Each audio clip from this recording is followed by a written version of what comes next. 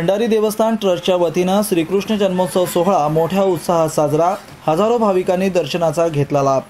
मुरुड शहरातील श्री काळभैरव देवस्थान ट्रस्ट कित्ते भंडारी समाजाच्या वतीनं श्री काळभैरव मंदिरात श्रीकृष्ण जन्मोत्सव सोहळा मोठ्या उत्साहात साजरा करण्यात आला।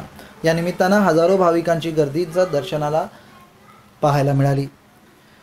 दही पोह्याचा प्रसादाचा लाभही दर्शनाच्या वेळी भाविकांनी घेतला। सुमारे 150 वर्ष ही परंपरा भंडारी समाजाच्या वतीनं जपण्यात येत असल्याची माहिती समाजाध्यक्ष सुभाष पाटील यांनी दिली आहे। तालुक्यातील सर्वात मोठा श्रीकृष्ण जन्मोत्सव भंडारी समाजाच्या वतीनं मुरुड शहरातील श्री काळभैरव मंदिरात साजरा करण्यात येतो।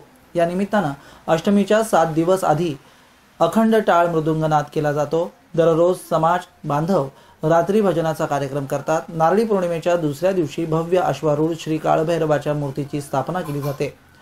अष्टमीच्या रात्री 12:39 जन्मकाल झाल्यानंतर रात्री दहीहंडी फोडली जाते। त्यानंतर श्रीकृष्णाच्या मूर्तीला पाळण्यात ठेवून पाळणा गीत म्हटलं जातं। दुसऱ्या दिवशी गोविंदा पथक दारोदारी घरोघरी नाक्यावर जाऊन दहीहंडी फोडतात। त्यानंतर सायंकाळी या उत्सवाचा समारोप केला जातो। रात्री या काळभैरव मंदिरात स्थापना केलेल्या अश्वारूढ श्री काळभैरवाच्या मूर्तीचं विसर्जन करण्यात येत असतं।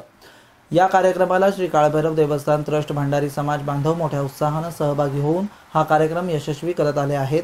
या मंदिरात शहरातून हजारो भाविक दर्शनासाठी येतात व दही पोह्याचा महाप्रसादाचा लाभ घेत असल्यानं समाज अध्यक्षांनी यावेळी सांगितलं।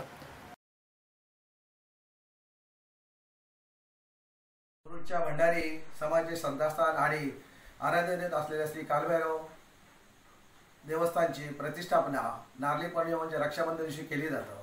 सतत 7 दिवस पूर्ण सप्ताह अखंड सप्ताह साजरा केला जातो।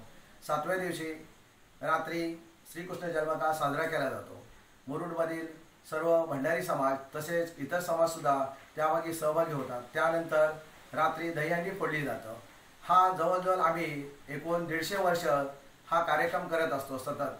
त्यानंतर 7व्या दिवशी पूर्ण झाल्यानंतर गोविंदा काढलं जातं आणि रात्री आम्ही गोविंदा आटपल्यानंतर रात्री आम्ही या प्रतिष्ठापनक जी मूर्तीची केलेली असतं त्या काळभैरव मूर्तीची प्रतिष्ठापना केली असतं त्याचं आम्ही रात्री विसर्जन करतो। काळभैरव मंदिर हे 150 वर्षापूर्वीपासूनचं बनलेलं आहे। त्याच्यामध्ये पूर्वीची मूर्ती ही पाषाण मूर्ती होती। त्यालाच काळभैरवची मूर्तीला मातीची मूर्ती हे करून स्थापना करत असत। आता एकूण जवळ 70 सालपासून नवीन काळभैरव मंदिर बांधण्यात आलं। पूर्वी जुनं होतं ते नवीन बांधण्यात आलं। तिथून ती मूर्ती ही स्वतंत्र आणून आज सगळ्यांचे पूजन केलं जातं। तिथे कृष्ण जन्मकाळ 7 दिवस सप्ताह चालतं। सप्ताहामध्ये प्रत्येक प्रहरला रात्रंदिवस भजन आणि नाद चालू असतो। आणि अष्टमी दिवशी कृष्ण जन्मकाळ दिवशी रात्री 12:40ला तिथे जन्मकाळ होऊन तिथे दही पोह्याचं नैवेद्य म्हणजे महाप्रसाद म्हणून प्रत्येकाला दिला जातो। येणाऱ्या प्रत्येक भक्ताला ते दिला जातो।